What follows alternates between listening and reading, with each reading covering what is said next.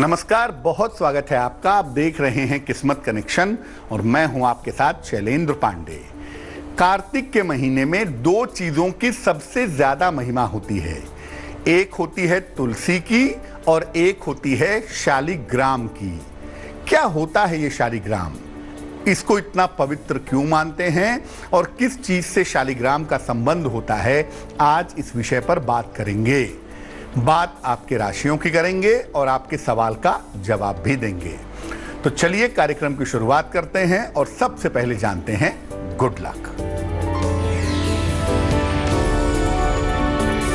जिन घरों में शालिग्राम रखा जाता हो, शालिग्राम की पूजा होती हो, उन घरों में पूर्ण सात्विकता रहनी चाहिए। यानी वहां पे प्याज, लहसुन, मांस, मदिरा का प्रयोग नहीं करना चाहिए। देखिए, शालिग्राम एक पत्थर है, एक शिला है और इसको भगवान विष्णु का स्वरूप माना जाता है। तो आखिर क्या हुआ था ऐसा कि भगवान विष्णु पत्थर के रूप में, शिला के रूप में बदल गए थे? शंखचूड़ नाम का एक दैत्य था, उसकी पत्नी थी वृंदा, बड़ी सती थी और बिना उसके सतीत्व को भंग किए हुए शंखचूड़ का वध नहीं हो सकता था। भगवान विष्णु ने, श्री हरि ने छल से रूप बदल करके वृंदा का सतीत्व भंग कर दिया और तब जाकर भगवान शिव ने शंखचूड़ का वध किया। वृंदा के साथ जब ये छल हुआ तो वृंदा ने श्री हरि को, भगवान विष्णु को पत्थर के रूप में बदल जाने का शाप दिया। श्री हरि यानी भगवान विष्णु तब से शिला रूप में रहते हैं, पत्थर के रूप में रहते हैं और उन्हें शालिग्राम कहा जाता है। इन्हीं वृंदा ने अगले जन्म में तुलसी के रूप में पुनः जन्म लिया था। श्री हरि ने वृंदा को आशीर्वाद दिया था कि बिना तुलसी दल के कभी भी उनकी पूजा संपूर्ण नहीं होगी, इसलिए शालिग्राम की पूजा, भगवान विष्णु की पूजा तुलसी के बिना नहीं हो सकती। चर्चा को आगे बढ़ाएंगे, लेकिन उसके पहले मेष, वृष और मिथुन राशि का राशिफल। मेष राशि, धन की स्थिति अच्छी रहेगी, रुके हुए काम पूरे होंगे, स्वास्थ्य में सुधार होगा, शुभ रंग पीला और भाग्य होगा 80%।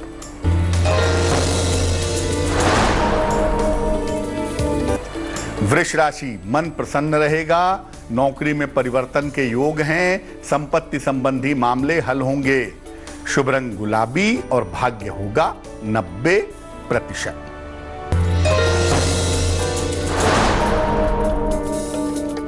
मिथुन राशि, पारिवारिक विवादों से बचें, यात्रा में सावधानी रखें, हनुमान चालीसा का पाठ करें, शुभ रंग धानी और भाग्य होगा 60%।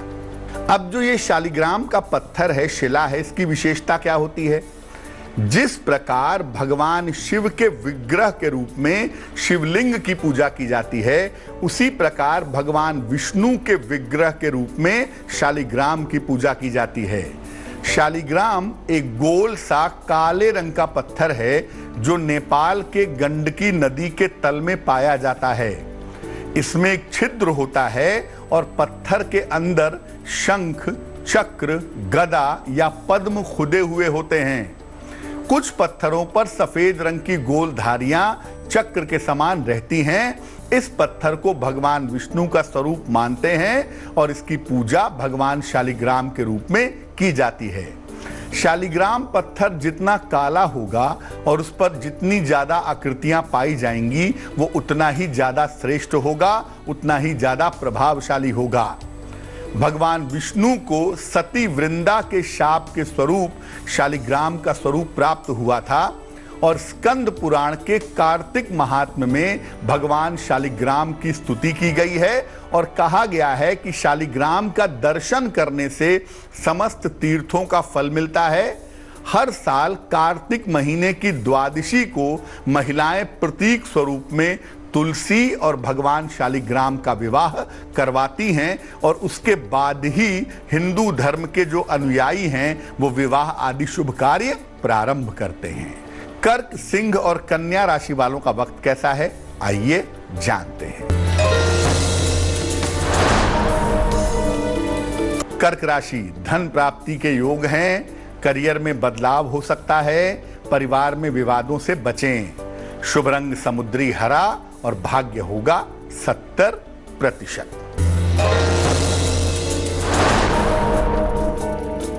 सिंह राशि, आत्मविश्वास बढ़ा रहेगा, नौकरी में अच्छा बदलाव हो सकता है, संतान की समस्या हल होगी। शुभ रंग लाल और भाग्य होगा 80%।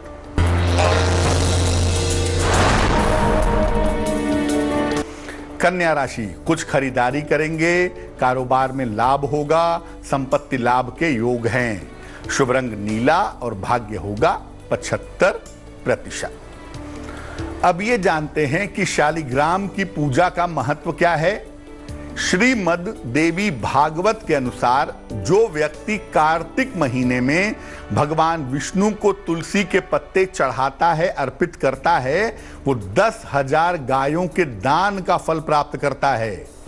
वैसे भी अगर नियमित रूप से शालिग्राम का पूजन किया जाए तो इससे भाग्य और जीवन बदल जाता है। शालिग्राम का विधि पूर्वक अगर आप पूजन करें तो किसी तरह की बीमारी और ग्रह की बाधा आपको परेशान नहीं करेगी। शालिग्राम जिस भी घर में तुलसी दल, शंख और शिवलिंग के साथ रहता है वहां पर संपन्नता बनी रहती है।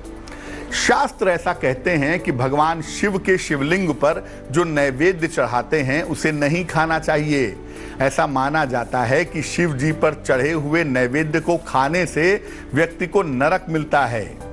इस कष्ट के निवारण के लिए शिवलिंग के पास शालिग्राम का रहना जरूरी है। ऐसी दशा में आप शिवलिंग की चीजें प्रयोग कर सकते हैं, नैवेद्य खा सकते हैं। तुला, वृश्चिक और धनु राशि वालों का वक्त कैसा है, आइए जानते हैं। तुला राशि, परिवार में तनाव से बचें, नौकरी में समस्याएं आ सकती हैं, हनुमान चालीसा का पाठ करें। शुभ रंग पीला और भाग्य होगा 60%।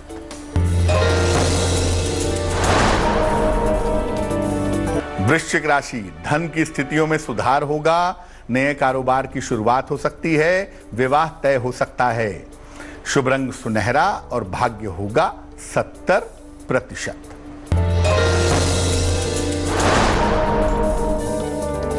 धनु राशि, काफी व्यस्तता रहेगी, मुकदमों में अनुकूल परिणाम मिलेंगे, कोई नई जिम्मेदारी मिल सकती है। शुभ रंग क्रीम और भाग्य होगा 65%। अब जानते हैं कि अगर आपके पास शालिग्राम जी हैं, शालिग्राम जी रहते हैं तो उनकी पूजा कैसे करेंगे। रोज उनको जल चढ़ाएं और पंचामृत से उनका अभिषेक करें।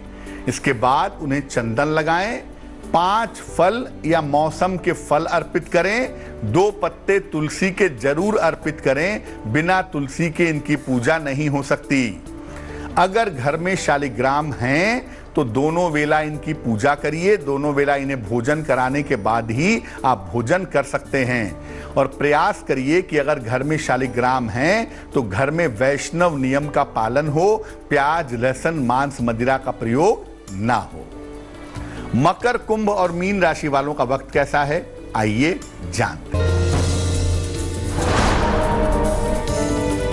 मकर राशि, जीवन साथी से मतभेद सुलझ जाएंगे, नौकरी में नए अवसर मिल सकते हैं, अचानक धन की प्राप्ति होगी। शुभ रंग आसमानी और भाग्य होगा 75%। कुंभ राशि, व्यर्थ का तनाव हो सकता है, महत्वपूर्ण काम मत टालिए, लाल फल का दान करें। शुभ रंग बैंगनी और भाग्य होगा 60%।